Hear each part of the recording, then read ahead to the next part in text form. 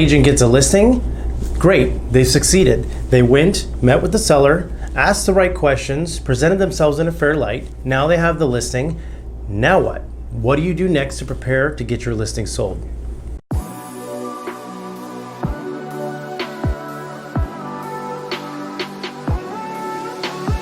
The first thing that you want to remember when getting a listing is how do you promote and market the property? Just because you get the listing and step one, put it into the MLS, that's the obvious. Everyone knows that. But the number two most important thing after you get a listing besides putting in the MLS is getting professional photography. If you get a professional photographer to go in and take pictures of the home, it's going to show the home in its best light, and it's going to convey how beautiful the home is and how spacious it is and the best quality and features that the home has to offer to the consumer on the other end of the computer. Remember, when a buyer decides to see a home, they first purchase with their eyes. So by taking beautiful pictures and spending the $100, $150 to take professional photos, that buyer is going to look and find that property online.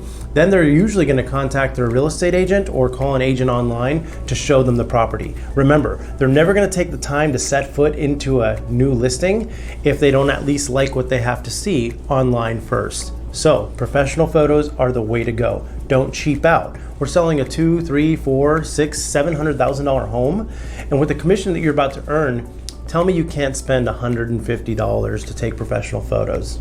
Number three, when taking a listing, you also want to make sure that the home is easy to access and easy to show. Don't go ahead and cheap out and put a combo lockbox on a home that's for sale. Remember, lazy agents will sometimes give the code out, which is a big no-no in the business.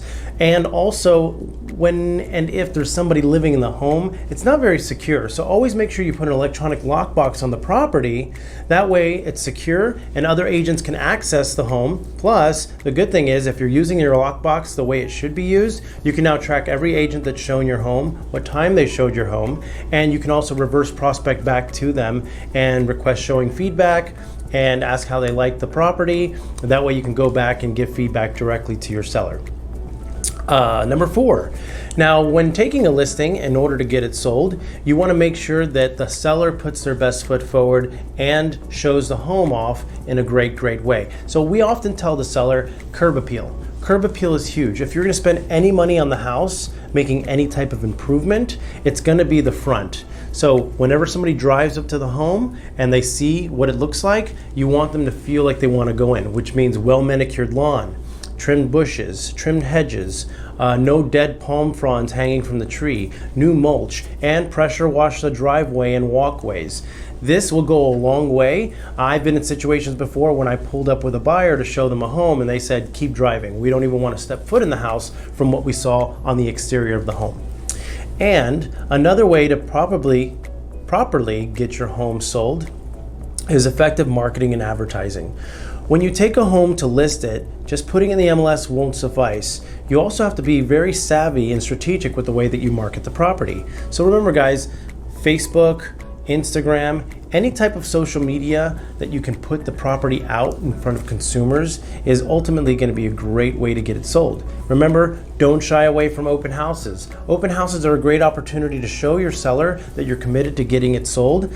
And a lot of times at the time of a listing, agents will say whatever they need to tell that seller to make them feel confident in choosing them to sell their home. And sometimes they even tell the seller, sure, I'll hold open houses whenever you want. Only problem is most listing agents are very busy prospecting for new business.